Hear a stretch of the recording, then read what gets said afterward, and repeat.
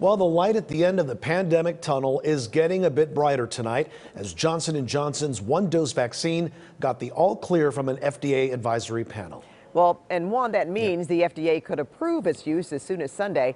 This comes as Congress is in session late tonight working on a massive pandemic relief bill. Here's a live look at the U.S. House chamber. KCAL 9 political reporter Tom Wade is here, too, with the very latest. Tom. Hi there, Pat. Well, tonight it feels like there is momentum in the beating back of COVID-19. Johnson & Johnson says their vaccine is ready to go, and it offers very strong protection against the virus. And a vote tonight could come at any moment in the House to approve the almost $2 trillion in help for struggling Americans.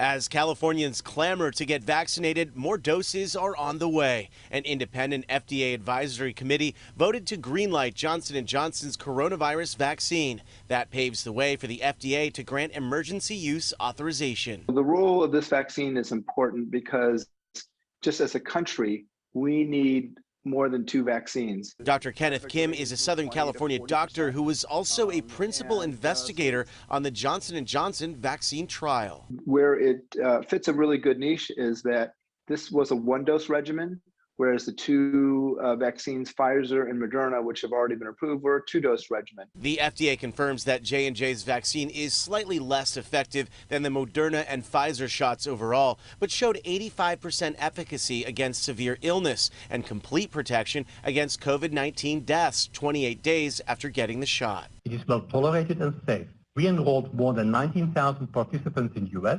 paid particular attention to include a diverse population. Dr. Kim says people with garden variety allergies should not have any serious side effects. You've got dust mite allergy or traditional asthma or nasal allergies. You're not at increased risk of reacting to these vaccines. Governor Gavin Newsom says California has already begun ordering doses of Johnson & Johnson. We anticipate receiving 380,300 doses of the J&J vaccine next week. The governor also tells us the state has accelerated vaccinations to 1.4 million a week and says the goal is 4 million per week. It is remarkable to just think just a few weeks ago, we were at 5 million doses of vaccines administered. Today, we announced that we're at 8,240,000. As shots in arms continue, all eyes are on Washington for a boost to the economy. The sooner we pass the bill and it is signed, the sooner we can make the progress that this legislation is all about, saving the lives and the livelihood of the American people. The package includes $1,400 stimulus checks for individuals earning less than $75,000 a year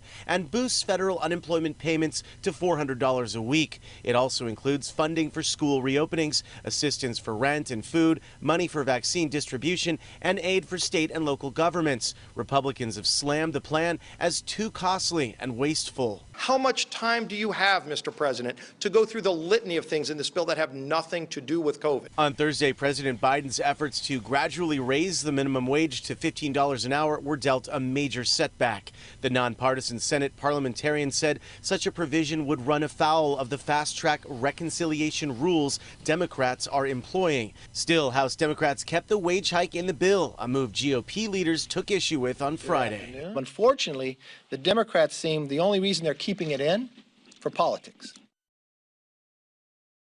The stimulus bill does appear to have the votes to pass in the House, but in the Senate, things are more complicated. Democrats can pass the bill on their own, but only if they all stick together. And there's also the issue of the minimum wage hike and whether that will be in the stimulus bill. Pat, back to you. All right. Well, Tom, back to the vaccine for a moment. You spoke with Dr. Kim, who was one of the investigators on the J&J trial. Did he have any insights into why this vaccine might not be quite as effective as the Pfizer or Moderna? Yeah, I mean, he did have some analysis here. Dr. Kim says there's a couple of reasons to explain the difference. First, he says the Pfizer and Moderna are 2 shots or 2 doses. And he says new data this week from Israel shows that if either of those 2 were just 1 dose, those numbers would line up more closely with J&J's vaccine. Also, Dr. Kim said that the J&J trials wrapped up when some of the variants were popping up in December. So that kind of could explain the effect on the numbers. So we'll keep watching it, but there you go. That's kind of where things stand. Juan, back to you. Yeah, more help is on the way. That's great, Tom. Thanks so much.